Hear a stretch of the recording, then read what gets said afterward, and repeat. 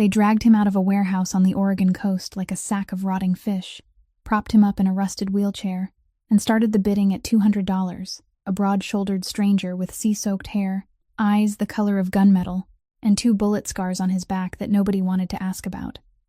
He couldn't walk. He couldn't remember his own name. And when the bids dropped to 100, then 80, and the whole black market crowd started laughing, one woman stepped forward from the shadows, Maeve Donahue, 28 years old, widowed, broke, and holding the last $80 to her name. What that crowd didn't know, what even she didn't know, was that the cripple she'd just bought wasn't a drifter, wasn't a nobody, wasn't a corpse waiting to happen. He was Jules Vaughn, the ghost of Boston, the East Coast Titan. Every crime family across the country thought they'd killed 3 weeks ago, and when his memory came back, so would the war. If you love a story where the broken ones bury the powerful, smash that like button, share this with somebody who needs to hear it, and hit subscribe so you don't miss a single chapter. Now let's go back to that rainy night in Port Calder, Oregon, where a widow with nothing left spent her last $80 on a man the world had already written off. The warehouse reeked of diesel and rotten fish, and beneath those 2 smells was something far worse, the smell of human beings kept too long in the dark. At 3 o'clock in the morning at Port Calder Harbor, Oregon, the rain hammered the tin roof as if someone were driving nails into a coffin, and inside that unmarked warehouse, Bruno Kovac stood in the middle of a ring of men with a cheap cigar and a notebook gone damp with water. He was a big Croatian man, 45 years old, with a voice that sounded like metal being dragged across gravel. And tonight, he had already sold 6 undocumented people, 4 men and 2 girls from the southern border, all of them quick, all of them obedient. But when he got to the final lot, his pace slowed. He pointed at the rusted wheelchair sitting alone in the middle of the circle and growled that this was something he had pulled off the northern rocks 12 days earlier, that this man had drifted across the Pacific for God knew how long before the waves threw him onto shore like a piece of rotten timber, that he had locked the bastard in the warehouse for 9 days to see whether he would die, and he hadn't died. He had only sat there staring at the wall as if the wall were speaking to him. Bruno raised the opening price to $200. No one moved. He dropped it to 100. Still no one. When it reached 80, the men in the warehouse burst into laughter. A greasy kind of laughter. Men mocking a wounded animal, and someone from the back shouted, "Throw him back into the sea, Kovac. It'll save you the trouble of burying him." The laughter swelled, and it was in that moment, standing at the edge of the circle, tucked behind Hank Prescott like a shadow that didn't belong in a place like this, that Maeve Donahue saw it. The man in the wheelchair gave the faintest twitch of his shoulder, such a small twitch, like the face of a drowning man when the water has just gone over his nose, like someone trying not to hear what he is hearing, and that was enough for something inside Maeve's chest to break apart. Because she had seen that posture before. She had seen it in Finn, her husband, the fisherman. The sea had swallowed 8 months earlier in the storm.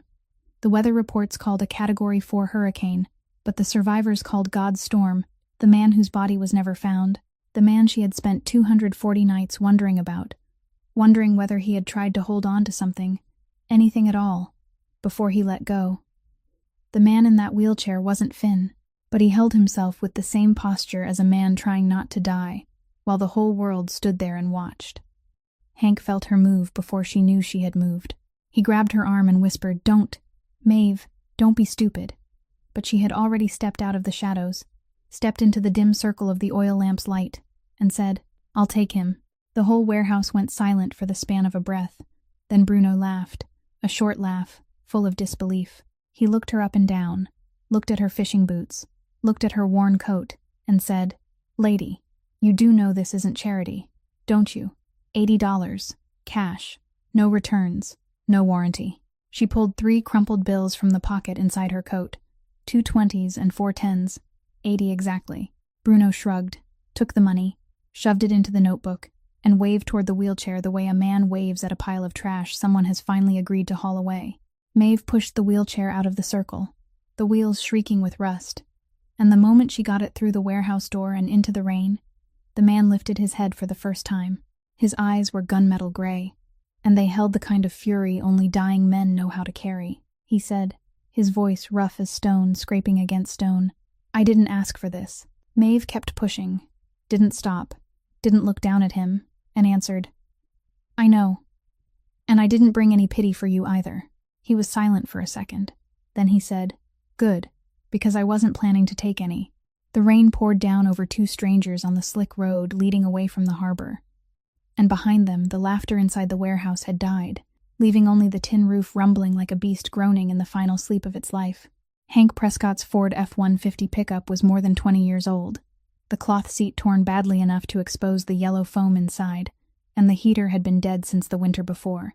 But it still ran, and tonight it was carrying them north along Highway 101 with Hank behind the wheel, Maeve in the passenger seat, and the nameless man lying in the truck bed beneath an oil tarp. The wheelchair was tied down with rope. Hank didn't say a word for the first 20 miles. He only drove, his left hand resting on the wheel, his right hand tapping steadily against the gear shift, in a rhythm Maeve knew well, the rhythm of a man trying not to say what he wanted to say. Beneath the flannel sleeve rolled to his elbow, the USMC tattoo had faded so badly it was almost unreadable now. An eagle and an anchor blurred across the sun. Browned skin of a man who had once been 27 in the Iraqi desert in 1991, and who was now 62, sitting in Oregon, driving a widow and a corpse of a man home. At the 30-mile mark, he finally opened his mouth. "You're crazy, Maeve. You're crazy and you don't even know you're crazy. And that's the worst kind of crazy there is. You know that." Maeve didn't answer. She only looked out the window, watching the black fir trees slide past in the rain, and thought about how that $80 had been gas money for the next 2 weeks. "Yeah, I know," she said at last. Hank swore under his breath. "I promised Finn," he said. "Before he went out to sea the last time, he told me, 'Hank, if I don't come back, you look after Maeve for me.' And I said, 'All right.' And now you've brought some dead bastard home. A man with no papers, no memory, legs that don't move, and I'm hauling him back in the truck I'm still making payments on." Maeve turned to look at him. "I didn't ask you to help, Hank." He muttered another curse and fell silent. It took 2 hours from the harbor to the turnoff leading to Donahue's Rest. By the time the pickup climbed the last rocky slope, the sky had turned the steel gray of 4 in the morning, and the house came into view on the cliff above the Pacific like something left behind from another century. 2 stories of gray pine, a rusted tin roof, the west porch tilting downward because one support post had rotted through the winter before, and Maeve still hadn't had the money to fix it. The wooden sign hanging at the gate still bore the letters Finn had carved himself. Donahue's Rest. 5 beds, hot coffee, breakfast included. But there hadn't been a guest in 9 months. And in the kitchen drawer, beneath a dish towel, there was a letter from Coastal First Bank, written in red ink, saying that the mortgage of $147,000 had 90 days left before the bank repossessed the property. Maeve knew that number by heart. 90 days. Hank stopped the truck in front of the porch. He didn't get out. He only shut off the engine, leaned his head against the steering wheel, and said, "I won't help you carry him inside. I've already been stupid enough to drive him here. The rest is on you." Maeve got out of the truck. She untied the rope. She dragged the wheelchair down from the truck bed, her hands shaking from cold and exhaustion. And when the wheel touched the ground, the man beneath the tarp opened his eyes. He looked at the house on the cliff, looked at the rusted roof, looked at the sagging porch, then looked back at her and said, his voice gone dry from rain and silence, "Do you really think this is going to work?" Maeve didn't laugh. She didn't have the strength to laugh. She only placed her hands on the wheelchair handles, looked straight into those gunmetal eyes, and answered, "No, but I'm doing it anyway." Then she slipped her arms beneath his shoulders and began to lift. He was heavier than he looked, heavy like a machine built for war with the power cut off, but still carrying the full weight of everything it had done. And when Maeve hauled him up the 3 porch steps, she heard something in her back crack in a way she knew would punish her for weeks. He didn't thank her. He didn't cry out. He only let her pull, both hands gripping the chair arms so tightly his knuckles had turned white. And when at last she got him settled in the sitting room, in front of the cold, dead fireplace, she dropped to her knees on the wooden floor beside him, gasping for breath. Outside, Hank's pickup growled once, twice, then rolled back down the slope, leaving 2 strangers behind in a house that hadn't heard laughter in 9 months, beneath a tin roof still rumbling with rain. Maeve lit the fireplace before she did anything else, because the house was as cold as a tomb, and she knew that a man who had just drifted through 12 days at sea and then 9 days in a warehouse with no fire left in it didn't have much time to wait for warmth. The flames caught the dry cedar and began to climb the chimney, and in that copper-colored light, she looked at the man carefully for the first time since buying him for $80. His head had fallen to one side, his eyes closed, but she knew he wasn't asleep. She went into the kitchen, took out the metal first aid box Finn had bought years ago from a military surplus store in Newport, took a bandage cutter, a bottle of saline, gauze, and a fresh roll of bandage, then came back to the hearth.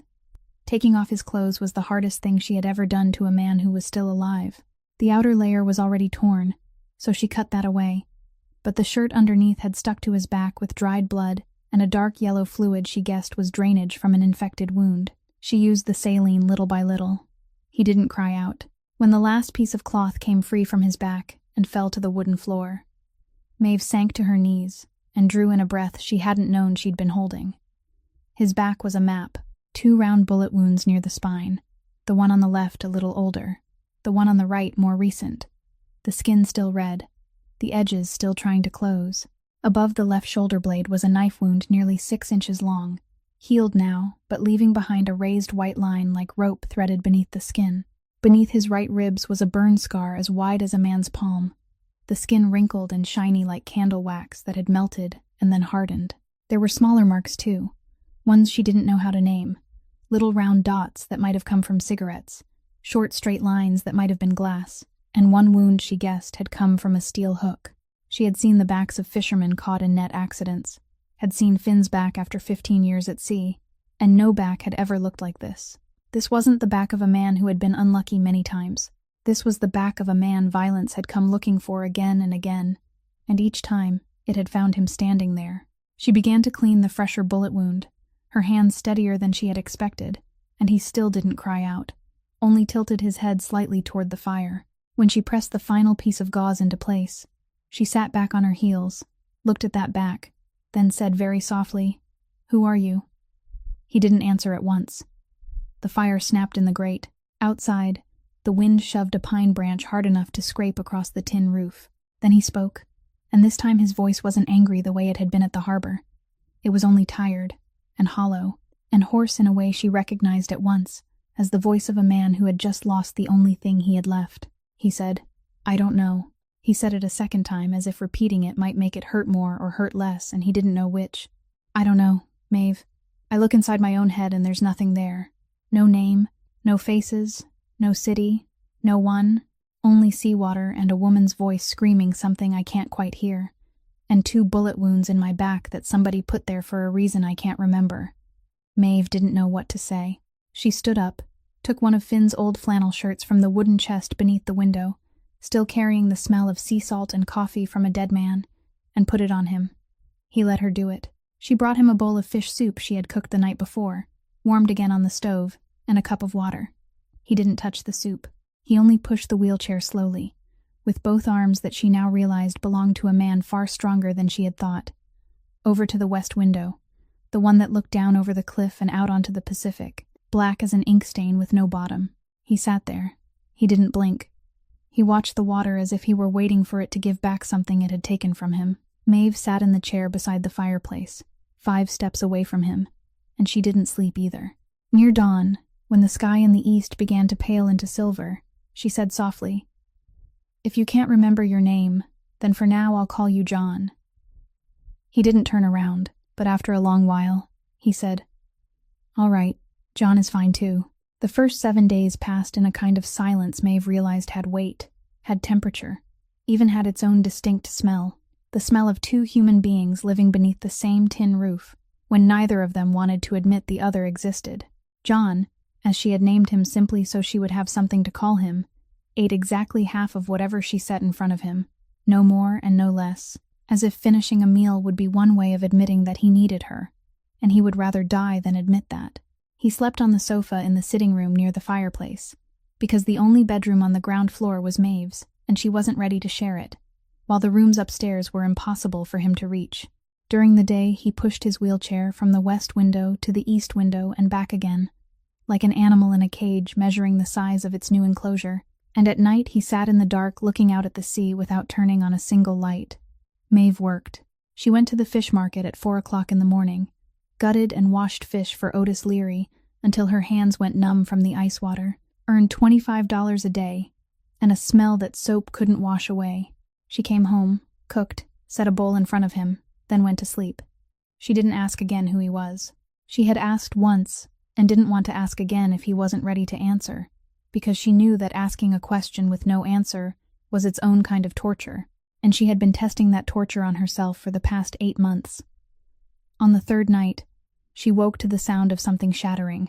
She ran into the sitting room with a flashlight in her hand, her heart pounding as if she had already known what she would find. The mirror hanging on the wall beside the front door, the one Finn had bought at an estate auction in Newport, had been smashed. Not accidentally smashed. In the center of the mirror was a hole, the shape of a fist, and shards of glass lay scattered across the floor like hail. John sat in his wheelchair, less than half a meter from the mirror, his right hand still raised, blood running from his knuckles down into the sleeve of Finn's old flannel shirt. His eyes were wide open and fixed on the hole in the mirror as if that hole were the very face he had wanted to see. She didn't say a word. She didn't ask what he thought the mirror had done to deserve being hit like that. She only set the flashlight on the table, went into the kitchen to get a pair of tongs, a bowl of warm water, and the first aid box, then came back and knelt in front of him. He was breathing very fast through his nose. She took his hand and began pulling the glass out from between the joints of his fingers, one piece at a time. One shard had gone deep between the tendons, and when she drew it out, the blood came faster. But he still didn't cry out. He only watched her work, not looking at his hand but at her face, as if trying to find there something he had forgotten. When she finished bandaging him, she sat back on her heels, both hands still streaked with his blood, and he spoke for the first time in 3 days. "Why did you bring me home?" He didn't ask it like a question, but like an accusation, though his voice no longer had enough strength left in it to accuse anyone of anything. Maeve didn't answer at once. She wiped her hands on a towel. She looked at the hole in the mirror. Then she said, "My husband's name was Finn Donahue. He went out to sea on August 14th last year, on his own boat, the Mary Claire, with 2 other fishermen, and a storm came in 3 hours faster than the forecast said it would. The other 2 managed to hold on to a life ring and were pulled aboard a tugboat. Finn wasn't. He couldn't swim well. He never told anyone, not even me, that he couldn't swim well. The Coast Guard searched for 6 days. They found his hat. They found 1 boot. They never found him. And I have thought about it for 240 nights, about how he must have been holding on to something. Maybe a plank, maybe a crate, waiting for somebody to come pull him out of the water, and nobody came." She looked up at him. His eyes were no longer fixed on the hole in the mirror.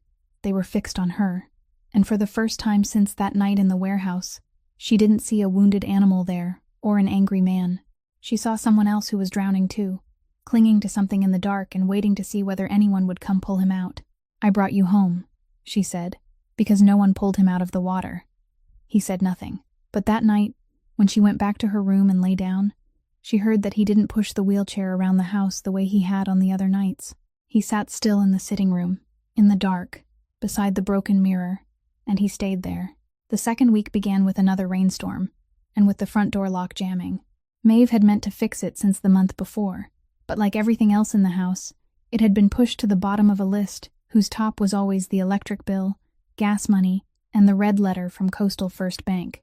On Monday morning she turned the key, and it snapped clean in half inside the lock. She stood at the door in the drizzle for nearly half an hour, trying to pry the broken piece out with the point of a knife, her hands numb with cold. And at last, when she kicked the door frame in frustration, she heard the wheelchair behind her. John had rolled himself out onto the porch. "Give me the knife," he said. She hesitated. He said nothing more, only held out his hand, and she placed the knife in his palm. He didn't use it. He set it down on his lap, then pulled from the padding beneath the wheelchair armrest a short piece of stiff wire that she had no idea where he had found, bent it twice between his fingers, and slid it into the lock. His eyes were half closed. His left hand rested against the face of the lock as if he were listening to it more than looking at it. 40 seconds later, there was a small click, and the door swung open. He pulled the wire free, handed her the broken piece of key, and said, "You should replace the lock. This one's worn out. A child could open it." Maeve stood there in the rain, holding the broken key in her palm, and looked at him as if she had never seen him before. "Where did you learn that?" she asked. He didn't look at her. "I don't know," he said. and rolled himself back into the house. She didn't ask anything more that entire morning, but she began to notice. When she opened the kitchen cabinet, he watched the way she held the key. When she set the mail down on the table, he glanced at it just long enough to read the sender's address. When Hank's footsteps sounded outside in the yard as he came up the porch to return the saw he had borrowed, John had already turned his wheelchair toward the front door before the knock came, and she realized he had heard the footsteps all the way from the bottom of the slope. That afternoon she dragged Finn's Remington 870 out from under the bed. She hadn't touched it since the funeral without a coffin. She knew it needed oil because it had been sitting too long, but she didn't know how to take it apart. She carried it down to the kitchen, laid it on the table, then stood looking at it without knowing where to begin. John rolled into the room. He looked at the gun. He looked at Maeve. Then, without waiting to be asked, he pushed himself closer, picked up the gun with one hand, turned it, checked the chamber, removed the wooden stock, took out the slide, oiled it, put it back together, all in less than 3 minutes, with movements that Maeve saw were not only skilled but familiar in the way a man ties his own shoes. When he loaded the dummy round she kept in the box, he checked the spring by listening to the click of metal. He gave one small nod, as if satisfied, then laid the gun back on the table carefully, the barrel pointed toward the wall. Then he said something. Not to her, to himself, very softly. Il sangue non si lava con l'acqua. Maeve stood still. She didn't speak Italian, but she had lived at the harbor long enough, among enough sailors to recognize the shape of it. She said, "You just spoke Italian." He looked up. The blood drained from his face in a way she had never seen in a man who was still conscious. "What?" he said. "You just said a sentence in Italian," she repeated. "Blood doesn't wash clean with water," or something like that. I once heard a Sicilian man in Newport say almost the same thing. He looked down at his hands, the same hands that had just taken apart the gun like a musician taking apart an instrument. He opened his mouth, then closed it again. Then he said, in a voice so level it was frightening, "I guess I do know it." She sat down in the chair across from him. The fireplace in the sitting room had gone cold since noon, and the kitchen was lit only by the gray light from the window.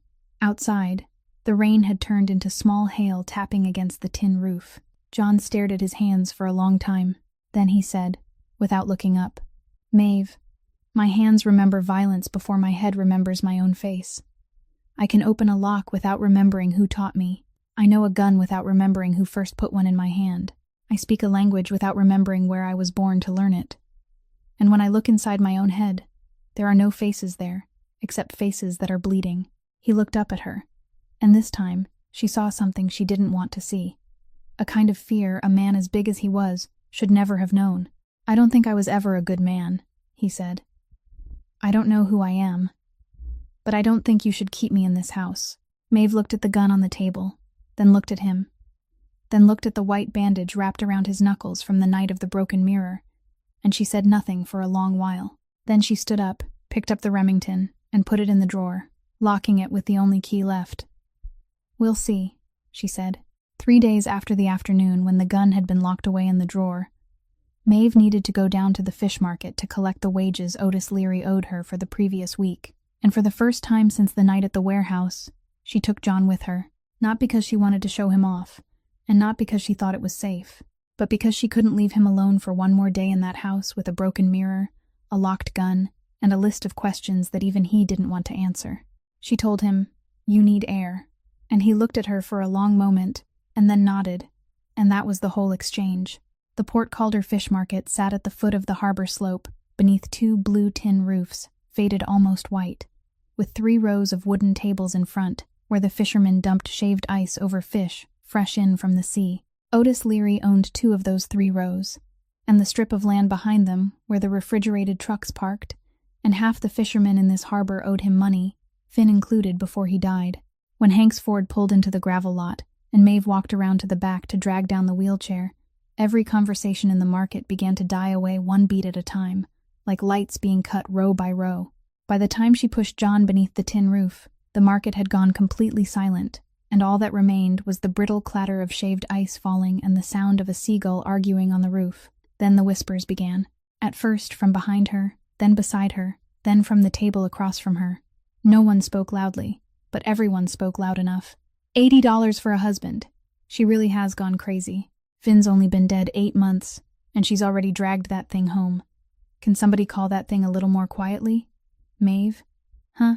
And then a laugh. She didn't turn around. She pushed John to the third row of tables where Otis stood writing in his ledger, with the pencil he always tucked behind his ear, and she set the envelope for the previous week's pay in front of him and waited for him to count it. Otis Leary was 50 years old, short and thick-set, with cheeks as red as if someone had just slapped him, and a smile no one in this harbor trusted. He didn't count the money right away. He glanced at John, looked back at Maeve, then said, in a voice deliberately loud enough for the three nearest tables to hear, "Maeve, darling, if you need someone beside you at night, all you have to do is knock on my door. I don't have to be hauled up from under the harbor, and I'd be cheaper too. I can still walk." A few laughs followed. Maeve felt the blood rush into her ears, but she didn't move, because she had learned long ago that moving was exactly what Otis wanted to see. She hadn't yet opened her mouth when she heard the wheelchair roll forward half a meter in front of her. John said nothing.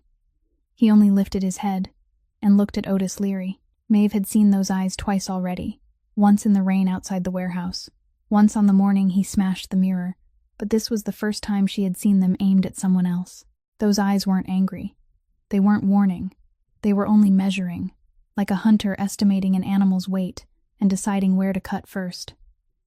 Otis stood still for the span of one beat. Then, whether for himself or for anyone else, he stepped back half a pace. It was such a small retreat, and perhaps only Maeve and John were the only two people in the market who noticed it had happened at all. John spoke, very softly, almost politely. "If you speak to her like that one more time, I'll find a way to stand up long enough to break your jaw." Silence. A seagull screamed again on the roof. Otis tried to recover his smile, but it didn't land where it was supposed to. He waved a hand and said, "Boys, he's joking," then counted the money faster than Maeve had ever seen him count, pushed 4 20s and 4 10s across the table to her, and turned away to work as if suddenly busy. Maeve took the money, slid it into her coat pocket, and pushed John back out from under the tin roof. No one in the market laughed anymore. On the way home, the pickup rattled because the stretch of Highway 101 running past Cape Foulweather always rose and dipped like the back of some beast breathing in its sleep. Maeve drove. Hank had given up the driver's seat to her since the beginning of the week because his back was hurting, and John sat in the passenger seat, staring straight ahead. She waited until they reached the line of pine trees that hid the harbor from view before she spoke. "Now they know you're dangerous." She didn't say it like a reproach. He looked out the side window. "Maybe that's what you need," he said. She tightened her hands on the steering wheel a little more. In the rearview mirror, Port Calder kept shrinking, and for the first time in 8 months, she saw that she wasn't shrinking with it. News in a small coastal town travels faster than the California current, and only 2 days after that morning at the fish market, the brown Chevy Tahoe from the Lincoln County Sheriff's Office climbed the rocky slope leading up to Donahue's Rest.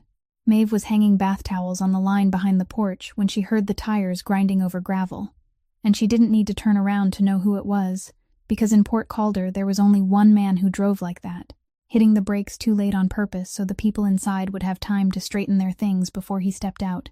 Beckett Hollister was 42 years old, 6 feet tall, broad-shouldered in the way of a man who liked people to know. His shoulders were broad, with a buzz cut, and on the collar of his uniform were the 2 silver stars of a sheriff he had won 4 years earlier with someone else's money. He knocked on the front door with his knuckles, 3 slow knocks, then opened it himself without waiting to be invited. Maeve said hello. "All right then. What can I do for you, Sheriff?" and kept her voice light, because she knew a heavy voice was exactly what he had come here looking for. Hollister took off his hat, glanced around the sitting room, let his eyes rest for half a second on the mirror Maeve still hadn't replaced, then let them linger longer on John sitting in the wheelchair by the fireplace, one of Finn's books open across his lap, not reading it, only letting it sit there. "I hear you've got yourself a long-term guest," Hollister said, smiling out of one side of his mouth. "Just here to check on safety. That's my job. After all, you've got a stranger living up here in the house alone with you on this hill, and nobody even knows who he is." He took 3 steps into the sitting room without waiting to be asked to sit, and stopped close enough to John that John had to lift his head. "What's your name, old man?" Hollister said, his voice already shifting into the one he used on drunk young men along Highway 101. John didn't answer. Maeve had prepared this line on the drive home from the fish market 2 days earlier. and she spoke it now as evenly as if she were reading from a shopping list. He's Finn's cousin, from Finn's aunt's side of the family in Bend. He had a construction accident 6 months ago, lost his memory and the use of the lower half of his body. His family couldn't care for him, so I took him in. This is family. Hollister gave a low whistle, not believing it, not caring enough even to pretend he did. Finn's cousin. I know Finn's whole family, Maeve, and I don't recall any cousin named what exactly. John Donahue. Hollister laughed, this time with his whole mouth. Convenient. Same last name too. You know, this amnesia business, it's legally complicated. If he doesn't have identification, then he could just as easily be some undocumented stranger, and he could be on a wanted list in another state. You understand what I'm saying, don't you? I've got a fingerprint scanner in the truck. Takes 5 minutes. I send it in. A week later, we get a result. And then you and I can both breathe easy, right? He reached into his breast pocket and pulled out a fake leather cigar case. Maeve opened her mouth, but she didn't need to. John's voice cut across the room, and for the first time since Hollister had stepped inside, that voice no longer belonged to the man who had spent 3 days by the window staring out at the sea, but to a man who had once had his own desk and people who knocked before entering. Unless you have a warrant, Sheriff, you're standing in my wife's house without invitation. Hollister turned his head, and the half-smile he had brought into the house slowly left his face. Your wife, he repeated it. Maeve didn't blink. She took 3 steps forward, stood beside the wheelchair, placed her hand on John's shoulder, and said, yes, his wife.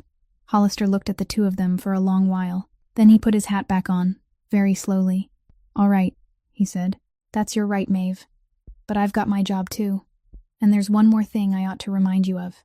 Coastal First Bank over in Newport called me last week. Asked if I wanted to help serve the foreclosure notice, because the letters they've been sending you don't seem to be getting a response. 90 days, Maeve. Starting next Monday, it'll be 89. Tick-tock. He walked back out the door, and the Tahoe backed down the slope, leaving behind a thin trail of dust and the sound of a clock beginning to count inside Maeve's chest. When the noise of the vehicle finally faded, John looked at her. Kane Development, he said softly. Right. Maeve didn't ask how he knew the name.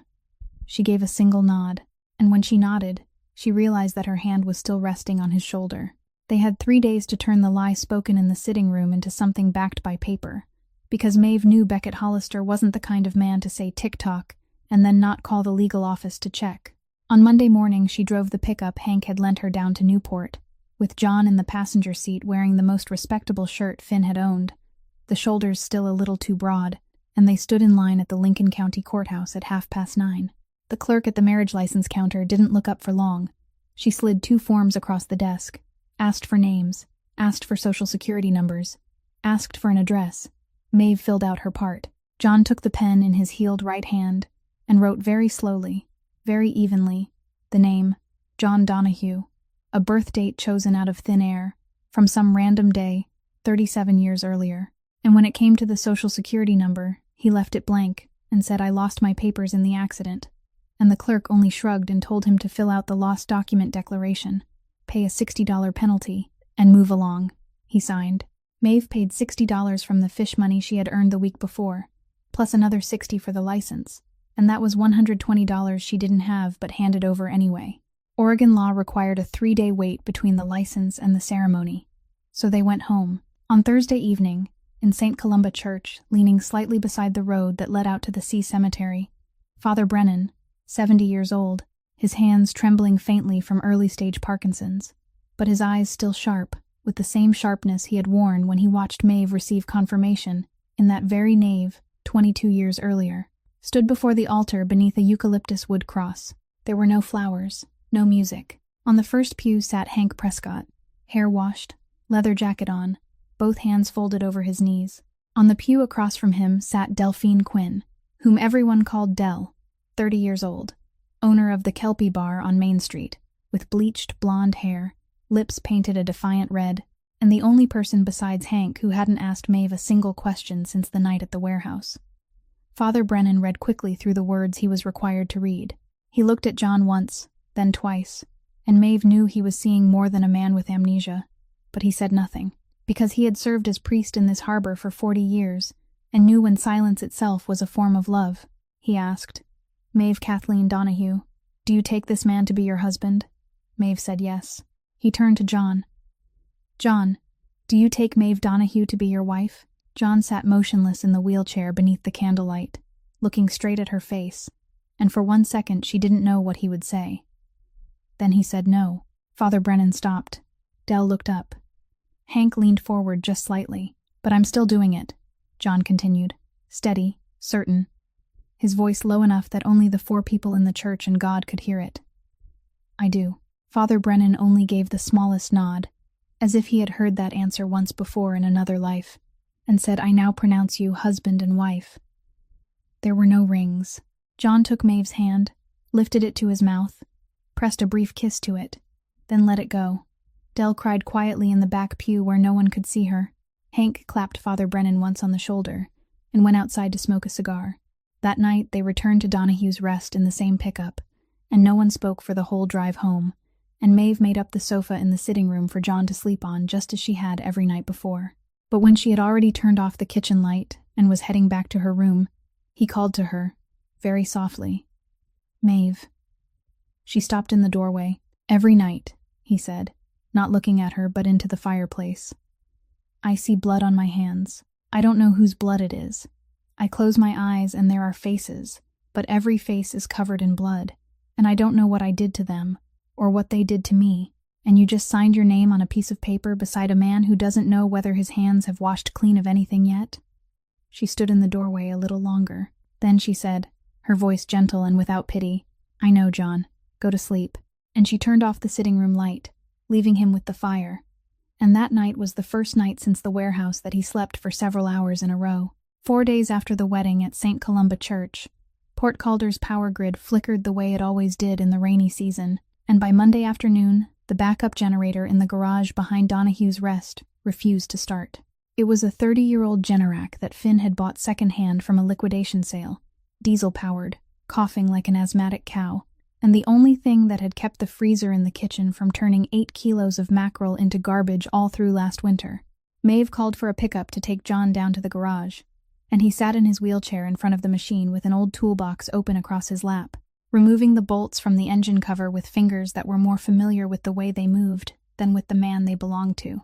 She switched on the old radio on the shelf so he would have a sound in his ears other than the sound of himself, and tuned it to the Bay Area NPR station the way she always did, because it was the only station that came in clearly up on this cliff.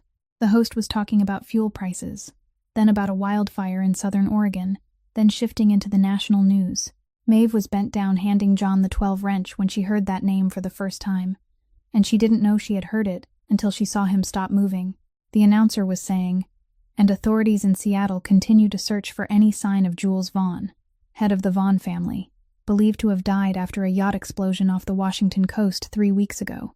The FBI and Marine Police have expanded the search area to the coast of Northern California, but still haven't recovered a body. Sources say the Vaughn family is currently being managed on an interim basis by Vaughn's sister, and an investigation into the killing at Seattle's Elliott Bay that same night remains ongoing."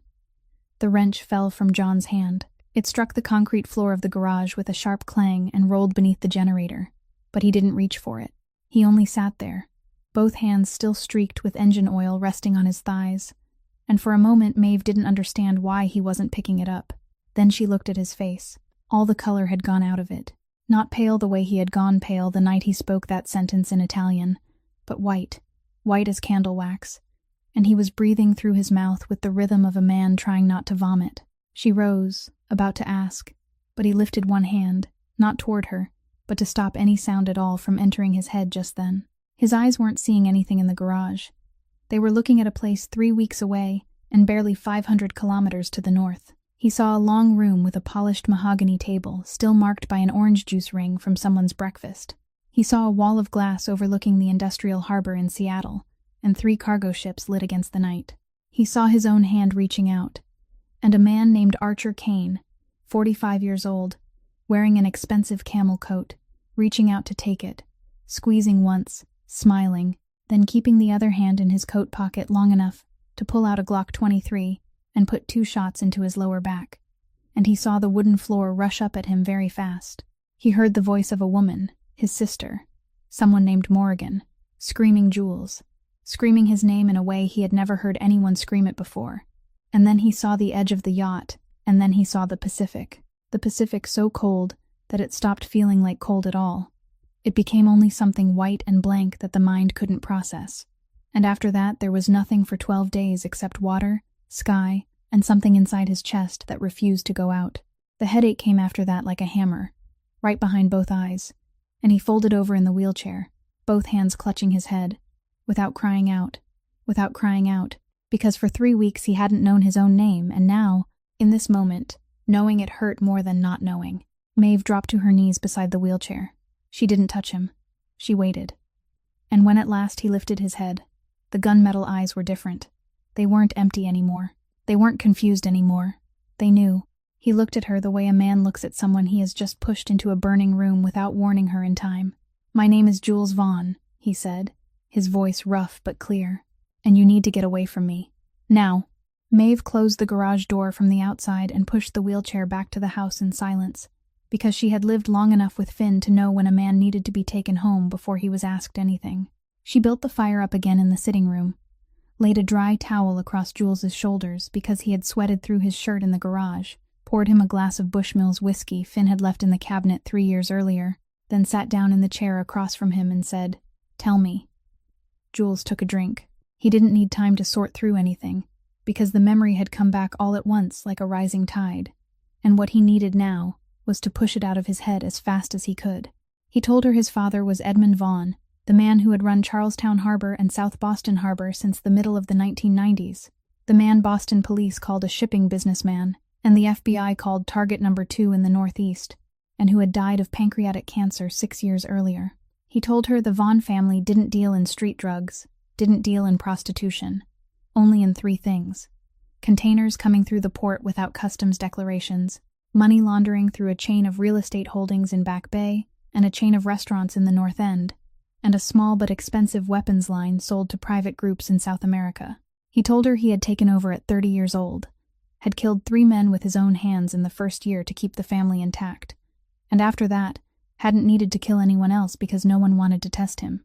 He told her Archer Kane ran the Kane family in Providence, Rhode Island, a family older than the Vaughns, but smaller and greedier, and that over the past 3 years Kane had been chewing away at every shipping contract Vaughn had let slip, and that 3 weeks earlier there had been a truce meeting on his yacht, anchored off the Washington coast with an agreement to divide the northern port routes again. He told her he had reached out to shake hands, and Kane had pulled the Glock from his coat pocket. And he told her his sister Morrigan, 40 years old, had dragged 3 Vaughn men to the floor when the first shot went off, and he had gone over the railing, and the Pacific had taken him. He finished the whiskey. "Maeve," he said, setting the glass down, "if Kane knows I'm alive, he won't come alone. He'll come with 6 men, 8 men, 10 men, and he won't come in a day, he'll come in a week, and he won't spare you, won't spare Hank, won't spare Dell, won't spare Father Brennan, won't spare anyone he thinks has seen me. Call someone. Anyone. Call the Coast Guard. Call the sheriff's office. Call Hollister. Get me out of this house before my name gets here ahead of me." He pushed the wheelchair toward the front door. Maeve stood up. She walked 3 steps ahead of him, put her hand on the bolt, and turned to block the door with her whole body. He stopped the chair. "Maeve," he said, his voice beginning to break for the second time since the day she brought him home. "You don't understand." "I do understand," she said. "I understand more clearly than you think. I understood from the night I took your shirt off beside the fire. I'm not stupid, Jules. I know a man with 2 bullet wounds in his back and an Italian sentence buried in his unconscious isn't some cousin on Finn's aunt's side. I've known for 2 weeks. She stepped closer by 1 pace. "My husband drowned 8 months ago," she said. "I already told you that. No one pulled him out of the water. I've lived with that every night, and I've asked myself, what if I had been on that boat? What if someone had been on that boat? Then maybe he would have come home. And then heaven threw you onto my shore with 2 bullet wounds in your back, and I spent the last $80 of my life buying you out of a warehouse because I decided there are drowning men I won't stand by and watch anymore. And now you're telling me to open this door and let you go out there so a man named Archer Kane can finish the job the sea didn't do." She shook her head. "Do you really think I'm going to do that?" Jules looked at her, and in those gunmetal eyes, she saw something that hadn't been there before. Not anger, Not fear, but something closer to horror when a man realizes he is loved and doesn't know how to answer it. He reached up, caught her by the wrist, and pulled her down. Their first kiss wasn't soft, wasn't sweet. It was the kiss of two people who had just swum through the same storm sea, and neither of them had believed they would reach shore. She knelt in front of the wheelchair. She didn't cry. That night, for the first time since Finn died, she didn't sleep alone in the double bed on the ground floor. She pushed the wheelchair into the bedroom, moved him onto the bed with arms that had grown stronger than any arms she had ever had, and lay down beside him. She didn't say, "You'll stay." She didn't need to. He had already stayed. Maeve woke before Jules, the way she had always woken before every man she had ever slept beside, and the first thing she smelled wasn't morning coffee but smoke. Not the smoke from the fireplace still smoldering in the sitting room, but something thicker, saltier, carrying the taste of oil-soaked pine resin burning in the damp air of the cliffside morning.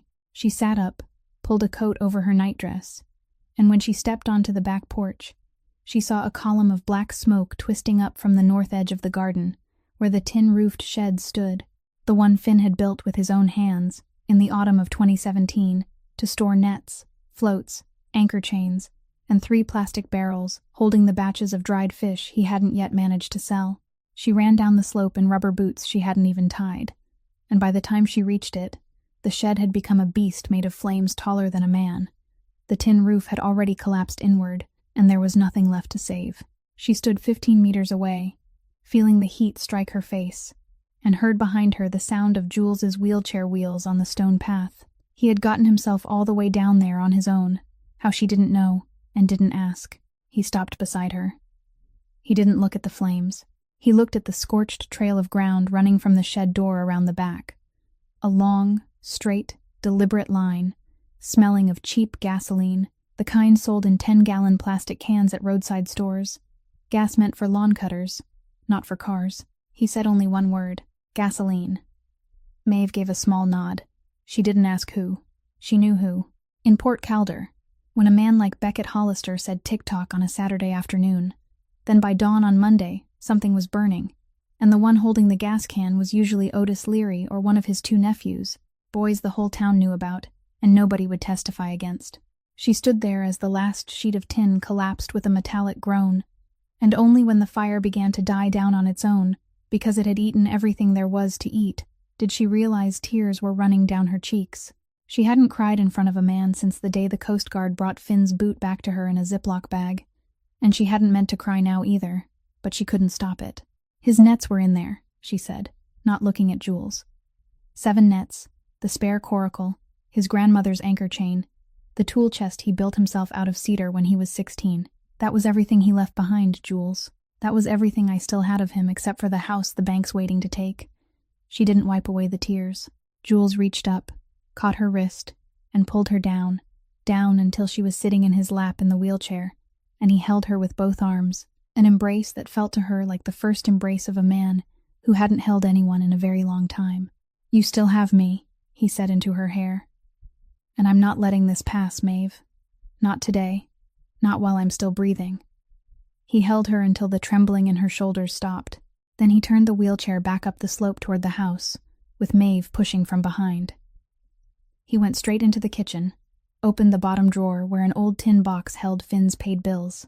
He dumped the box out, took out a prepaid flip phone Dell had bought for him from a roadside shop 3 days earlier, with money Jules had taken from the last envelope inside the seacoat pocket Maeve had washed clean and hung in the closet. The phone had only 1 number saved, and he had remembered it since he was 9 years old. He dialed. 3 rings. Then a woman's voice answered, hard and short. "Who is this?" "Morgan," Jules said. "It's me." There was no speech on the other end. Only breathing, once, twice, 3 times, and then the sound no 40-year-old woman ever wants anyone to hear her make, the sound of someone holding something down for 3 weeks, and now no longer able to hold it down at all. "Jules," she whispered. "Jules, my God. Listen," he said, his voice steady as a man who had come back to himself. "I need 3 things, and don't tell anyone I'm alive. Not yet." On the other end of the line, Morgan Vaughn drew one long breath and answered, "Tell me." 2 weeks after the call, a black and silver Lincoln Navigator with Washington plates climbed the rocky slope, leading to Donahue's rest.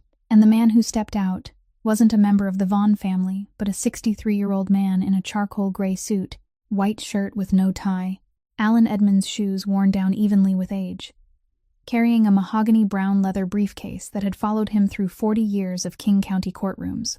Elliot Raines had been the Vaughn family's lawyer since before Edmund ever had cancer, and in the eyes of every federal agency that had ever investigated the Vaughn family, he was nothing more than a tax attorney with a dreary list of clients. He set the briefcase on Maeve's kitchen table, looked at Jules for a long moment without speaking, then gave one short nod, as if the existence of his employer in a wheelchair was simply a legal problem that had now been resolved. He opened the case.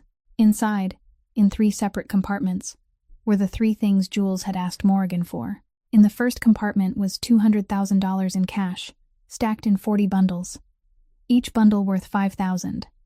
$100 bills mixed with 50s so they wouldn't draw attention, all of it washed through a real estate trust in New Hampshire that Elliot had opened 10 days earlier, under the name of an anonymous investor called Coastal Heritage Holdings. In the second compartment was a file about 8 centimeters thick, gray cover, divided into 3 sections.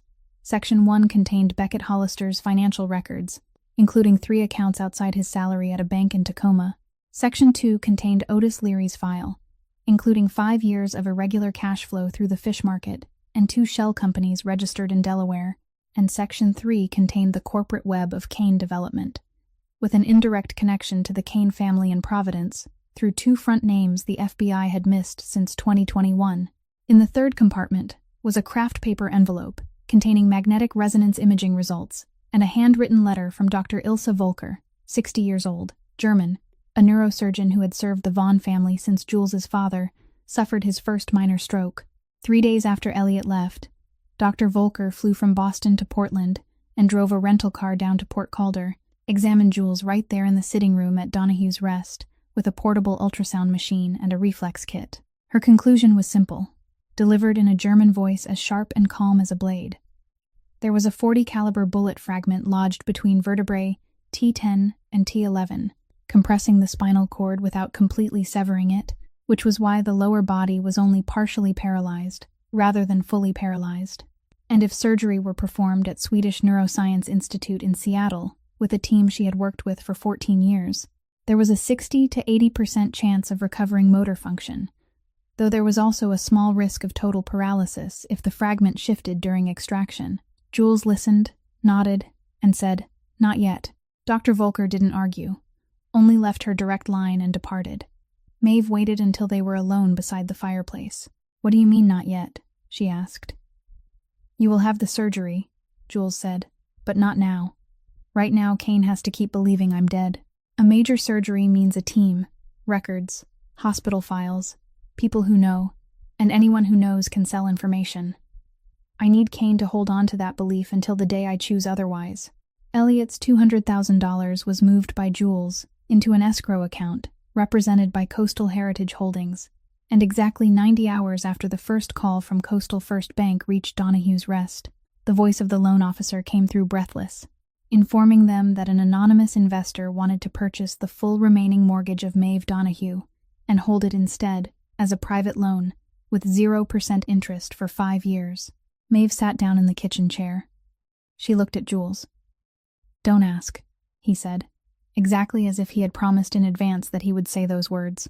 Otis Leary's file was digitized, split into 3 packets, and sent anonymously from 3 public computers in 3 different towns along Highway 101 to the Portland Regional Office of the IRS, with a copy sent as well to an investigative reporter at the Oregonian. Hollister's file went straight to the Salem field office of the FBI, along with an anonymous phone call mentioning the right 3 names at exactly the right time. Within 10 days, an IRS inspection team arrived at the Port Calder fish market, and 2 weeks after that, 2 FBI agents sat drinking coffee in Dell's Kelpie bar, asking questions about Sheriff Hollister, without making an appointment first. Every night Jules did one thing Maeve couldn't fall asleep before hearing him finish. He rolled his wheelchair into the kitchen after she had turned off the lights, locked both brakes, placed both hands on the edge of the thick wooden table Finn had built, and using only the strength of his arms and the lower body that still held perhaps 20% reflex, he pushed himself upright, On the first night he held for 4 seconds before dropping back into the chair. On the third night he managed 7. On the 6th night he held for 11 seconds, and then fell face first onto the kitchen floor, slamming his shoulder into the cabinet base, and Maeve came running out to find him, forcing himself back upright without making a sound. "I thought Dr. Volker said you needed surgery before you'd walk again," she said, kneeling beside him. "Not to walk," Jules answered, breathing out through his teeth, "so that when they come, I can stand between them and you." She said nothing. She only offered him her arm to brace against, and helped him back into the wheelchair. And that night, outside, for the first time since the shed burned, she slept deeply. At 7 o'clock on Friday morning, 3 weeks after Elliot Raines's visit, Maeve was setting the coffee kettle on the stove when she heard Del Quinn's old Subaru climbing the slope faster than usual, tires skidding on the damp gravel, braking hard in front of the porch. Del shoved the front door open without knocking, her hair still wet because she had run straight from the Kelpie, without even taking time to dry it, a pale streak of spilled beer still marking the front of her flannel shirt from the night shift. She spoke in one breath. "Maeve, 3 black SUVs, GMC Yukons, Rhode Island plates, have been parked outside my bar since about 5 this morning. 2 men came in, drank black coffee, asked me if I knew an inn on the cliff called Donahue's Rest, and how many roads led up there. I told them I didn't know, said I'd only just moved here, but the second one looked at me like he knew I was lying. Then they paid with crisp new 20s and walked out. I waited until they turned their cars around, then drove up here through the woods behind Hank's place." Jules had already pushed his wheelchair into the kitchen before Del finished speaking. He didn't need to ask about the plates or the color of the vehicles. He only gave a single nod and said, "It's time." He told Del to go back to the bar, lock the front door, pull the curtains, and if anyone named Morrigan Vaughn called the bar phone, patch the call through to the house. He told Maeve to call Hank and tell him to come up immediately with the Remington 870 and every round of ammunition he had. Then Jules picked up the prepaid phone and dialed 3 numbers. Morrigan answered on the first ring. "He's coming," Jules said. "Today. I need my sister here before sunset." "Yes," Morrigan replied, without asking another question. 40 minutes later, 2 planes already waiting at the private airfield in Corvallis lifted off straight for Portland. All through the morning, Jules checked the house room by room while Maeve brewed coffee so strong it was nearly bitter enough to strip paint, and Hank sat by the back door with the Remington across his knees. Jules showed Maeve the button he had mounted beneath the armrest of his wheelchair 3 weeks earlier. Connected to a small circuit Elliot had brought in with the leather briefcase, wired into the sitting room lights and the front porch lights, one press and the whole house would go dark for 3 seconds.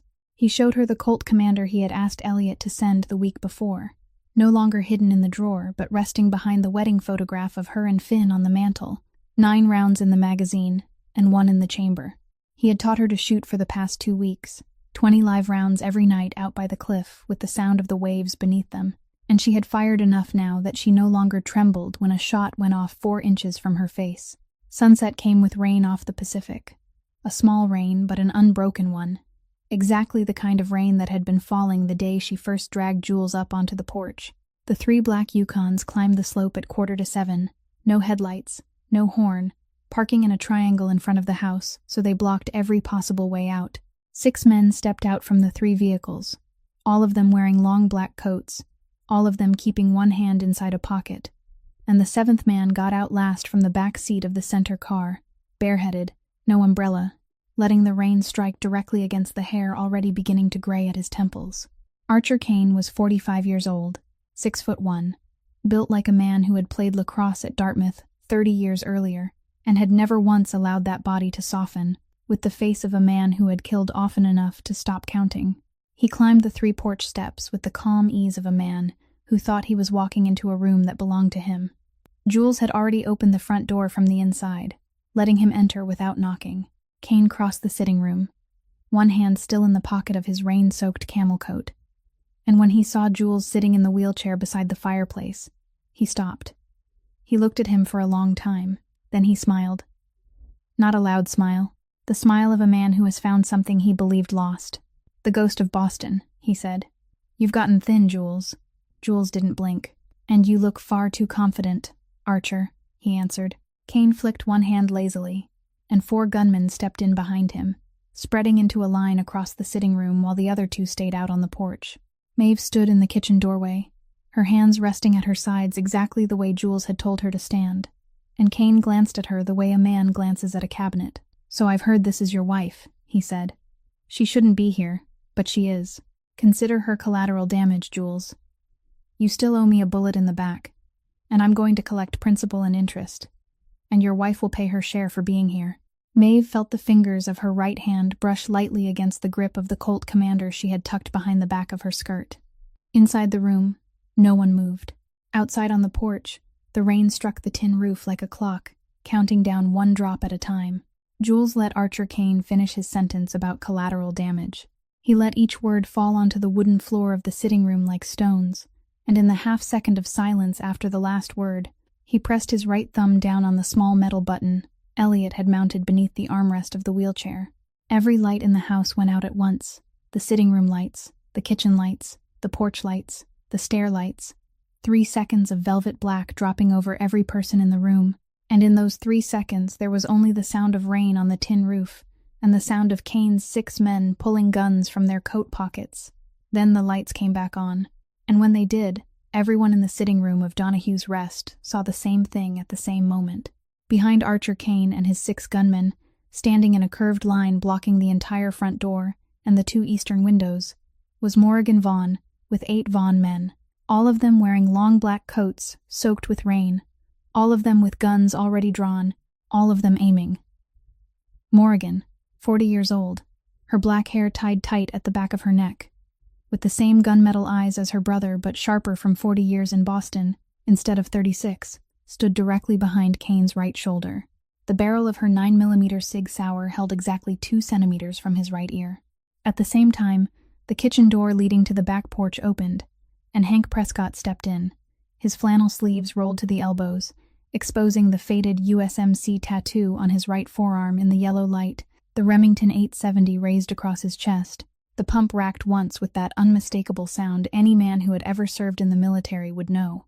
Maeve drew the Colt Commander from behind the back of her skirt, both hands steady, her stance exactly the way Jules had taught her over 300 rounds fired out on the cliff, and aimed straight at the center of Archer Kane's forehead from 4 meters away.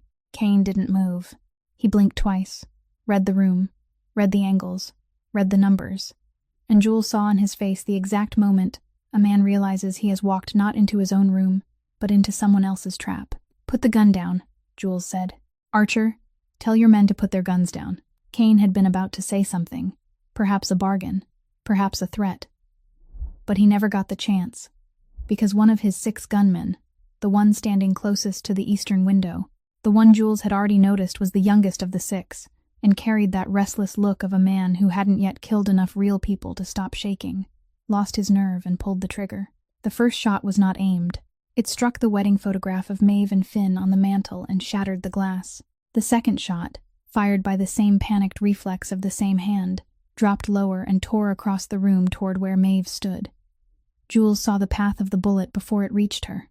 He had spent 7 weeks in that wheelchair, had practiced standing in the kitchen for 37 nights, had fallen 29 times and forced himself up 29 times, and this was the exact moment for which he had trained his arms and the lower half of his body with its remaining 20% of reflex. He drove his hands down against the edges of the chair, locked both wheels, and stood. Not tall, not steady, but he stood. He stood between Maeve and the line of fire for 4 seconds, and the bullet went through his left shoulder just beneath the collarbone, missing the lung by 1 centimeter, and he dropped back into the wheelchair. After that, the room exploded. Hank fired the first Remington blast straight into the chest of the youngest gunman, and Kane's 6 men swung their guns backward when they realized the real direction of death was behind them, but Morrigan's 8 men had been waiting for that exact movement, and in the next 3 seconds, the sitting room of Donahue's Rest became something Maeve would never fully describe to another human being for as long as she lived. She didn't fire. She kept the Colt Commander aimed at Archer Kane's forehead, and Kane stood perfectly still, with Morrigan's Sig held 2 centimeters from his ear, because he wasn't a fool, and because he knew the game had ended before it had begun. When the noise stopped, 5 of Kane's 6 gunmen were on the floor, and the last one had dropped to his knees with both hands behind his head. 2 of Morrigan's men were wounded in the arm. Hank was leaning against the kitchen doorway, one hand pressed against the left side of his chest, and blood was pouring through his fingers at the same terrible pace Maeve had seen once before, in a friend of Finn's who had gotten his lung torn open by an anchor hook and hadn't survived the ride to Newport Hospital. Dell ran in from the back porch, dropped her purse, fell to her knees beside Hank, and lifted his head into her lap. Hank looked up at her. He tried to smile. "Marines," he said, his voice already going thin. "Never retreat, sweetheart." Then he was gone. Dell didn't cry. She only bent down and pressed her forehead to his, and stayed there. Maeve still had the Colt trained on Kane. Morrigan stepped forward, pressed the cig against Kane's temple, and said to Maeve, in a voice steady and untouched by the room around them, "This is our world, Maeve Donahue. You don't want to be in the room when it ends." Maeve looked at Jules, who had sunk back in the chair, pressing cloth against his shoulder, and he gave her the smallest nod. She lowered the Colt. She crossed the sitting room, stepped over Kane's men, knelt beside Dell and Hank, and placed her hand over Dell's hand. Behind her, Morrigan Vaughn led Archer Kane out the front door into the rain, and Maeve didn't turn around, and she never asked what happened out there, and no one ever told her, because it wasn't her story. Hank Prescott was buried on Tuesday afternoon, 3 days after the night at Donahue's Rest, in the Port Calder Sea Cemetery, a small strip of grass sloping down toward the Pacific, where the headstones had leaned with the salt wind for decades. 2 former Marine veterans from the VFW office in Newport came in dress blues, careful as if they were folding the flag for their own blood brother, and draped the American flag over the plain pine coffin Dell had ordered from a local woodshop, with money the whole town had gathered in 2 days. One man played taps, the final note stretching over the gray-silver water until it blended into the sound of the waves. Maeve pushed Jules's wheelchair along the gravel path between the markers, his shoulder wrapped in thick bandages beneath his coat, and when the flag was folded into the proper triangle with its 13 creases and placed into Dell's hands, she stood straight and didn't cry, because Hank had hated tears at funerals ever since '91. Morrigan Vaughn arrived 5 minutes late, dressed in black, stood 3 steps back from the grave, and didn't come any closer. 3 days after the funeral, Morrigan returned to Donahue's Rest alone, with no escort, no car behind her, only a rented Audi parked beneath the porch. She sat at the kitchen table with a cup of black coffee Maeve had brewed, looked out the window at the charred frame of the shed on the north side of the garden that Jules had asked not to have cleared away yet, and said the thing she had flown there to say. "Come back to Boston with me," she said, not turning her head. "The family is standing without a head. I can hold it together for 3 months, maybe 4. But after that it won't be because I don't want to. It'll be because they won't believe me in your place. You're the boss, Jules. You go back to Boston. You stand before the council. You tell them you're alive. You sit back down in that chair. And in 2 weeks, everything goes back to normal." Jules sat across from his sister, his right hand braced in a splint, and he let those words sit on the table for a while like a bill no one wanted to pick up.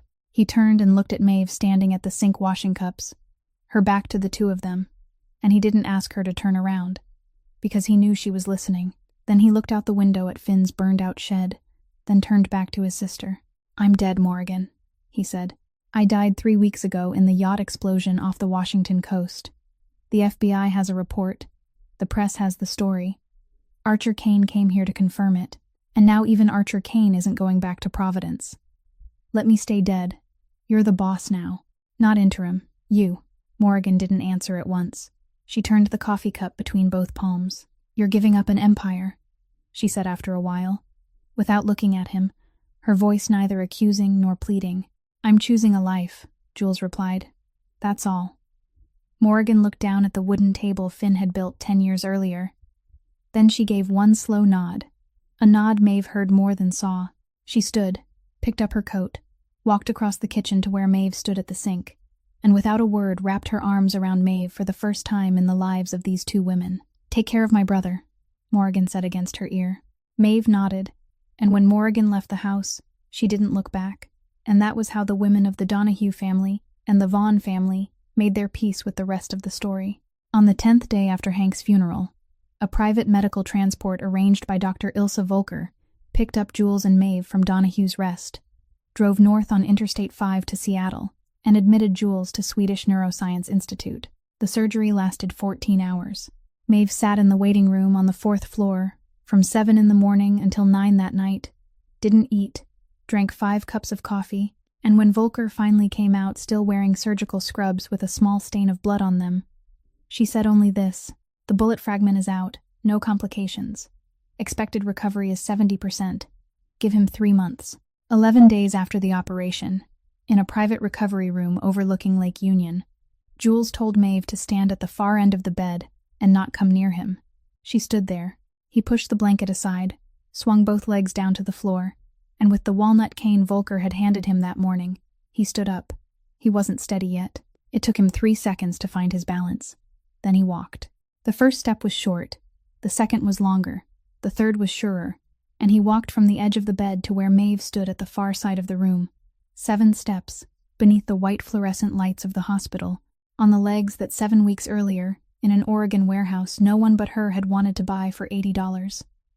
She couldn't hold it back any longer. She cried for the second time in 8 months. And this time it wasn't because she had lost someone, but because for the first time since the night the Coast Guard brought back the boot, the sea had given her something back. 6 months after the day Jules took his first 7 steps in that hospital room in Seattle, Donahue's Rest was no longer Donahue's Rest, and it no longer leaned westward either because the rotten support post had been replaced. The wooden sign Finn had carved was taken down by Maeve and stored in the chest beneath the window along with his 2 flannel shirts, and a new sign, designed from a sketch Hank had left behind before he died, had been carved by a carpenter in Yachats and hung at the gate, reading Donahue and Vaughn Inn, 8 rooms, hot coffee, breakfast included. The burned-out shed on the north side of the garden had been cleared away and replaced by a row of single-story guest rooms overlooking the cliff, with red tile roofs and double-paned windows, paid for with what remained of the $200,000 Elliot Raines had brought, plus a smaller sum. Jules never clearly said where it had come from. The real wedding was held on a Saturday afternoon in early May, on the repaired front porch, with 28 guests. Father Brennan, at 70 years old, still trembling in the hands but still able to read the scripture passage he had chosen, Del Quinn, serving as maid of honor in a sea-blue dress she had sewn by hand, and Morgan Vaughn flying down from Boston to Portland, and then driving alone in a rental car, sitting in the front row, on the groom's side, by herself, without an escort, her black coat draped over the back of the chair. When Father Brennan asked the question he had asked 8 months earlier in St. Columba Church, Jules stood straight without a cane, leaving it propped against the chair leg, and looked at Maeve in the simple white dress Del had sewn by hand over the course of 3 weeks. "Yes," he answered, "and I'd do it again, even if she only paid $80. The guests laughed.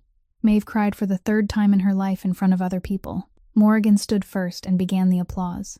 Cut to 3 years later, in 2029, and Donahue and Vaughn Inn no longer had 8 rooms but 12, fully booked every weekend from May through October, with a waiting list 3 months long for Christmas and New Year's. The cover of Pacific Northwest Travel magazine that summer showed Maeve at 31 years old standing on the porch in a thick sweater of a bright season morning, her dark red hair tied low at the nape of her neck, beneath a headline calling the inn one of the last whole things left on the Oregon coast. Jules, at 40, wasn't on the cover because he had asked not to be, and he walked with the walnut cane only when it rained or when he was tired. Their son was 3 years old, legally named Finn Vaughn Donahue, with his mother's dark red hair and his father's gunmetal eyes, and at dinner time that evening he climbed onto his own high chair without anyone helping him. After they put the boy to bed, Maeve and Jules sat on the porch the way they had sat ever since the first night. Jules managed to wheel himself down the porch steps without anyone's help, watching the sun go down into the Pacific with that copper-orange color this stretch of coast seemed to keep for summer alone. "Do you ever regret it?" Maeve asked, her hand resting on his on the arm of the chair. "You got cheated," Jules replied, not looking at her, the corner of his mouth lifting slightly. "I was worth at least $120, she laughed, a low laugh only the porch and the sea could hear. The wind rose from the cliff, carrying its familiar smell of salt, and from their son's room came the soft murmur of a wordless song the child had made up for himself. The world had tried to break these two people. The world had thrown a man shot twice in the back into the Pacific, and left a widow with $147,000 of debt standing alone on an Oregon cliff for 8 months, without crying in front of anyone. The world had believed that abandonment was enough to finish a human being. But these two people had chosen, instead of being broken, to become something that couldn't be broken. And what this story wants to say to you, now that you have listened this far today, is something very simple that sometimes in the course of life we forget. That when a woman spends the last $80 of her life not out of pity, but because she recognizes that another person is drowning just as she is, and when a man decides to give up an empire, not out of fear but because he has found a life worth choosing, then those two choices together create something that the money and power and violence of an entire East Coast can't buy, can't destroy, and can't replace, and that something is a family, a house on a cliff, a 3-year-old child sleeping inside, and the right to sit on the porch at sunset and no longer be afraid of anything at all. That is the value Maeve Donahue and Jules Vaughn leave behind for everyone who stayed with them to the end of this story. That sometimes what saves us isn't a miracle, but one very small decision on a rainy night, and that showing kindness to someone the whole world has already written an obituary for may be the only thing that keeps our own obituary from being written too soon. If you have stayed with Maeve and Jules from that damp warehouse in Port Calder all the way to the sunset on the porch of Donahue and Vaughn Inn, then please leave a like on this video, share the story with someone you think needs to hear it tonight, and subscribe to our channel so you don't miss the next stories we will tell every day. We would truly love to know how this story made you feel, whether Maeve and Jules remind you of someone in your own life, whether you have ever made an $80 decision of your own on a rainy night of your own. So please leave a few lines in the comments below and let us hear from the deepest place in your heart, because every comment you leave is one more reason for us to keep telling these stories. We wish all of you watching this video good health, a peaceful life, and a small reason to smile every single day.